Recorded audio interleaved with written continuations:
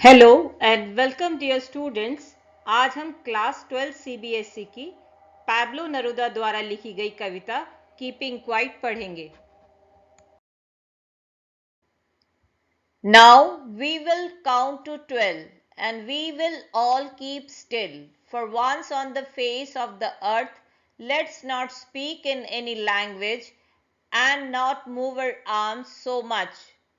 First stanza में poet का अपने रीडर से कहना है कि अब हम सब 12 की गिनती करेंगे और उसी के साथ हम स्थिर हो जाएंगे या मौन धारण करेंगे और उस दौरान कोई भी किसी भी भाषा में बात नहीं करेगा, ना ही उस समय अपने हाथों को हिलाएगा।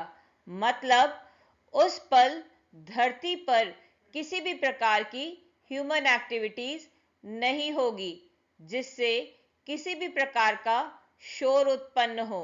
यहां पर एक बात ध्यान रखिएगा कि इस स्टैंजा में 12 की गिनती दिन के वो 12 घंटे हो सकते हैं जब ह्यूमन एक्टिविटीज पीक पर होती हैं, या फिर ये 12 की काउंटिंग साल के 12 महीने भी हो सकते हैं जब इंसान प्रोग्रेस और डेवलपमेंट की भागदौड़ में अपने लिए सोचने का वक्त भी नहीं निकाल पाता है। It would be an exotic moment without rush, without engines. We would all be together in a sudden strangeness. Second stanza में पोएट ने साइलेंस के उस मोमेंट को एग्जॉटिक कहा है, हिंदी में कहें तो रोमांचक। कवि कहता है कि ये वो मोमेंट होगा जब ना तो कोई ध्यान भंग करने वाली जल्दबाजी होगी और ना ही कोई शोर होगा। इस शांति भरे पल में पूरी मानवता को एक साथ लाने की एक अजीब सी शक्ति होगी। ये वो पल होगा जब हमें खुद को इंट्रोस्पेक्ट या आत्ममंथन करने का वक्त मिलेगा और हम खुद को सही मायने में पहचान जाएंगे कि हमने प्रगति और उन्नति के नाम पर मटेरियलिस्टिक रैट रेस में खुद को और अपनी सराउंडिंग्स को कितना नुकसान पहुंचाया है। Fisherman in the cold sea would not harm whales, and the man gathering salt would look at his hurt hands. इस स्टैंजा में पोएट एक फिशरमैन का एग्जाम्पल देकर समझा रहे हैं कि जब सारा संसार एक पल के लिए मौन धारण करेगा, तब उस वक्त कोई मछुआरा गहरे ठंडे समुद्र में किसी वेल को नुकसान नहीं पहुंचाएगा और वेल भी उस वक्त अपने फ्रीडम को बिना डरे एंजॉय कर सकती है। ये साइलेंस का वही समय होगा जब नमक इकट्ठा कर रहे मजदूर को भी अपने चोट लगे हाथों के घाव को देखने का मौका मिलेगा।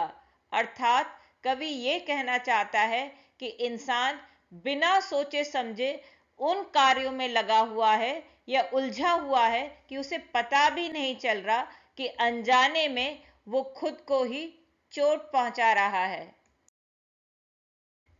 Those who prepare green wars, wars with gas, wars with fire, victory with no survivors, would put on clean clothes and walk about with their brothers in the shade doing nothing.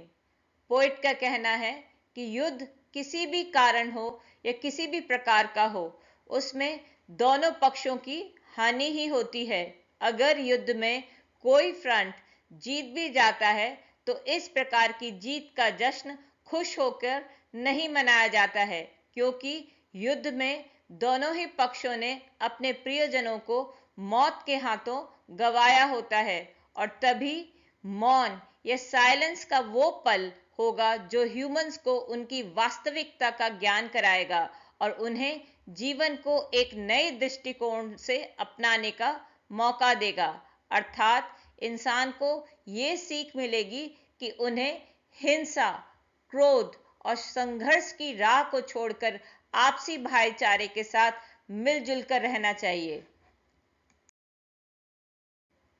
What I want should not be confused with total inactivity. Life is what it is about. I want no truck with death.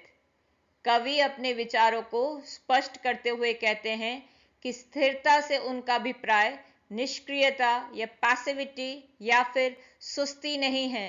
वो जीवन को सादगी से देखने का आग्रह करते हैं क्योंकि जीवन इतना कॉम्प्लेक्स या जटिल नहीं है जितना मनुष्य ने उसे अपने लिए बना लिया है।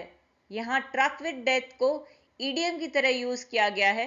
इसका मौत से कोई लेना देना नहीं है। पोएट का मानना है कि मौत जीवन की एक अटल सच्चाई है, परंतु इससे परेशान न होकर मनुष्य को शांतिपूर्वक जीना चाहिए बिना किसी वायलेंस या क्रुएलिटी के। If we were not single-minded about keeping our lives moving and for once could do nothing, perhaps a huge silence might interrupt this sadness of never understanding ourselves and of threatening ourselves with death. इस stanza में poet का अपने reader से कहना है कि अगर हम अपने मटेरियलिस्टिक इंटरेस्ट की भागदौड़ को छोड़कर उस पल की कल्पना करें जब सारा संसार एक ह्यूज साइलेंस ऑब्जर्व कर रहा होगा, उस समय प्रगति के नाम पर विनाश का मार्ग छोड़ मनुष्य इंट्रोस्पेक्शन से ये समझने की कोशिश करेगा कि उसने स्वयं, दूसरों और पर्यावरण को एडवांस टेक्नोलॉजी और प्रोग्रेस के नाम पर कितनी हानि पहुंचाई है और खुद को ही मौत के करीब लाकर खड़ा कर दिया है। Perhaps the earth can teach us as when everything seems dead and later proves to be alive. Now I will count up to 12 and you keep quiet and I will go. Last stanza में poet अपने readers को पृथ्वी से सीखने के लिए प्रेरित करता है कि पृथ्वी जो दूर से स्थिर और बेजान नजर आती है, वास्तव में अगर बारीकी से देखा जाए तो वो हलचल भरे जीवन से संपूर्ण है। पृथ्वी ही हमें सिखाती है कि मृत अवशेषों की राख से नया जीवन कैसे निकलता है। और फिर आखिर की दो पंक्तियों में कवि का कहना है अपने रीडर से कि अब मैं चलता हूं, पर जाने से पहले मैं 12 की गिनती करूंगा और आप सभी शांति से बैठ के खुद को इंट्रोस्पेक्ट करेंगे। आखिर में हम इस पोएट्री की मॉरल को समझेंगे। Knowing yourself is the beginning of wisdom. अपने आप को जानना ही ज्ञान की शुरुआत है। Thank you students for watching.